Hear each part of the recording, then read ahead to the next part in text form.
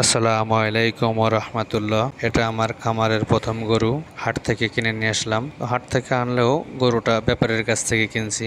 যে ভাইরা নামাই দিয়ে গেল এরাই মূলত ব্যাপারী। এদের কাছ থেকে আমি গরুটা কিনছি, প্রথম গরু। তার 1 থেকে 2 মাস পরে আরো একটা গরু কিনি, সেম জাতেরই। গরুটা কিনে আনার পরে যেহেতু হাট থেকে কিনে আনছি, ওই গরুর সঙ্গে রাখতে হবে বা রাখার দরকার ছিল আলাদা, যেহেতু ওই গরুর সঙ্গে রাখবো তাই আর কি একটু কুসুম গরম পানি করে একটু পটাশ দিয়ে গরুটাকে একটু গোসল করে এনেছি। তাই গরুটা আনার পরে এত ছটপট করতেছিল, দাপাদাপি করতেছিল, একটু বড় করে বাঁধছিলাম, যার কারণে গরুটার গায়ে কোনো পানি দিতে পারতেছিলাম না। পরে আবার গরুটাকে একটু ছোট করে মানে খাটো করে বাঁধলাম। বাঁধার পরে গরুটাকে পানি টানি দিয়ে দুজন মিলে ধরে গরুটাকে হালকা পাতলা করে গোসল করাতেছি জীবাণুনাশক দিয়ে। এটা মূলত হাটে যখন গরু ওঠে বিভিন্ন গরুর সঙ্গে থাকে, সেখান থেকে হয়তো অনেক রোগ জীবাণু আমাদের খামারে বা যারা কিনে নিয়ে যায় তাদের অন্য গরুর সংস্পর্শে গেলে সেখানে অন্য গরুরও রোগ জীবাণু ছড়াইতে পারে। সেজন্য মূলত এই কাজটা করা, যেন অন্য কোনো গরুর রোগ জীবাণু না ছড়ায় এবং অন্য কোনো গরুর সঙ্গেও যেন